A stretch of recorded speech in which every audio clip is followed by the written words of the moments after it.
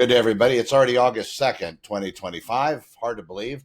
We are at Saturday, big open house day today on Saturday and also on Sunday. You can go to Santa Clarita openhouses.com to see what's happening. There are a couple hundred of these scheduled over the weekend. One of the things to watch out for when you do go into open houses, the agents there, sometimes they're not actually the listing agent, just so you know, and you might not want to work with them, and you can just tell them that.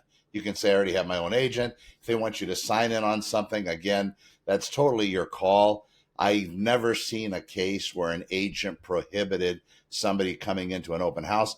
But on the other hand, in some cases, the sellers like to insist because anybody coming into an open house totally unvetted.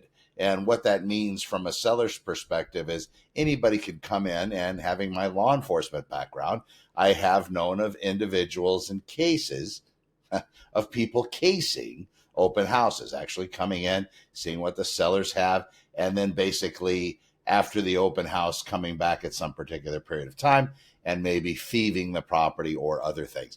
In addition, during open houses, in some cases, most agents are very good. They follow people around. They ask a lot of questions. They're kind of irritating in some cases, but their job is to make sure that the seller's property is protected during that time, and also, of course, to elicit to try to get buyers for these particular residences and try to find out what people are looking for, if it fits, get some feedback, these sorts of things. So if you feel like you're being followed around, don't sweat it. You probably are. In addition to that, if you are sellers out there and you're contemplating having an open house in your residence yourself, make sure you listen to the few tenets that I give my sellers. Make sure you take all the prescription medication out of any medicine cabinets or drawers or anything and just lock it up.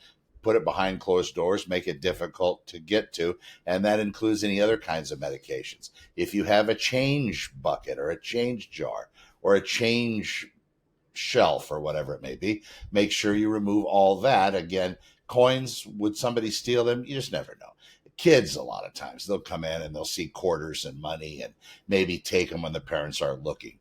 Also, if you have things in drawers and in closets, if you're one that has believes in that Second Amendment, has some firearms in the closet in the corner. My dad always kept his rifles in the corner of the closet. I never understood that, but they're free and open for anybody to get who wanted them. If you are a homeowner that has those types of guns laying around or somewhere, maybe in drawers and stuff, of course, people shouldn't be going into your drawers.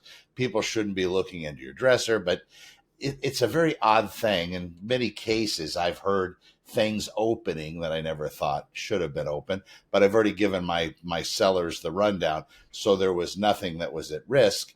But you hear drawers open and close, and that was a dresser. You hear medicine cabinets open and close, which I guess, to see how deep they go, and maybe if they have lights in there or some kind of a back mirror, whatever it may be, that might be a reason. But again, if you have those guns in the closet, people are going to open closets to see the depth of the closet. They might see guns there, and who knows? It might not be them themselves, but maybe they have a cousin or a friend, and everybody has that uncle that they can't stand. Well, some of us do.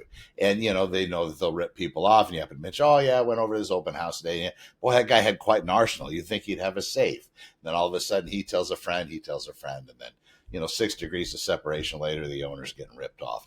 Also, after you get done having your house hosted open, make sure that you kind of pay attention what's going on in the neighborhood. If there's some strange vehicles out there, if you see people that you've never seen before, take some pictures maybe without getting caught, and make sure. And again, this doesn't happen, but it's the cop in me, the past cop in me, that kind of makes this a concern, just to make sure that you yourselves are covered. So these are some of the ideas, things to think about with regard to open houses.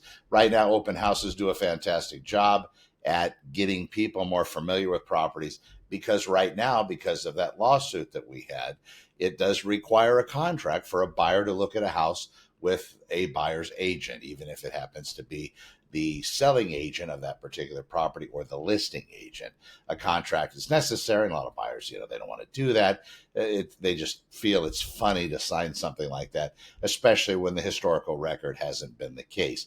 We're going to find in the future that's going to come a lot easier. It's going to be very normal, just kind of like Melrose is for some of the different cities that have imposed these extra taxes. In Santa Clarita Valley, where we have some that are, some that aren't, you'll probably have a better chance of running in the resale market and properties that do not have Melrose, but it's going to depend on the time of construction.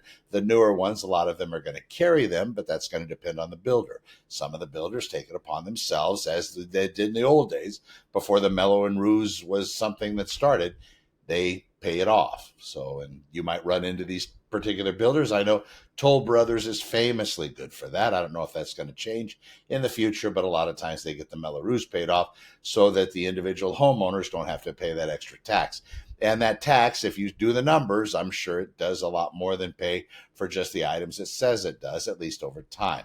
But again, that's an extra fee. Some of the properties have them. It works out great for some people, but it's something that has to be factored in your monthly payment for your qualification amount. And also, when you're doing your total numbers as a real estate buyer, make sure you factor it all in. Make sure you're putting in what you're going to be paying potentially for electricity, for gas, for the different utilities. Also, what the HOA fee is going to be. I would split up that Melrose and your property taxes, even if it's coming out in your payment per month. I would definitely factor that in so you have an itemized list of what it costs to own a residence, and then also then do some deductions. Yes, there are, depending on if you qualify or not. But you can talk to your CPA, tax accountant, or even one of the online expert sources and find out how you can get that mortgage interest deduction coming off your taxes. And then you factor in that number. And then you'll more than likely find, if you qualify for those things, you're more than likely find that actually owning real estate is going to equate to being a much better deal financially than renting one. Something to consider, something to look at. A lot of the properties will start to hit the market. I know that there's rumors that the president, because he can't get the Fed chair to move as far as interest rate goes, they might contemplate actually changing the capital gains rules. So if you are somebody that needs to sell a property, you're going to encounter capital gains, which is a massive amount of money.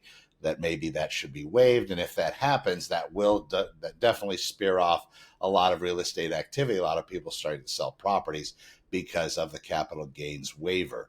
We'll see if that actually happens. But if it does, it'll be a blessing to a lot. Hopefully it won't flood the market too much and cause a basically buyers to pull back because the interest rates are still going to be high. Changing the capital gains isn't going to do much for interest rates at all. That would be a much better story if, in fact, they did lower interest rates, because instead of, and capital gains is good too, maybe they could do both. But while the Fed's stuck, we are not going to see much movement in the interest rate world. Check with your lender, see what that rate is. Maybe it has come down from the last time. And again, the Fed funds rate isn't where that mortgage interest rate is based. The mortgage interest rate is based on the 10-year bond. So that may be something. That's why it adjusts and moves up and down here and there.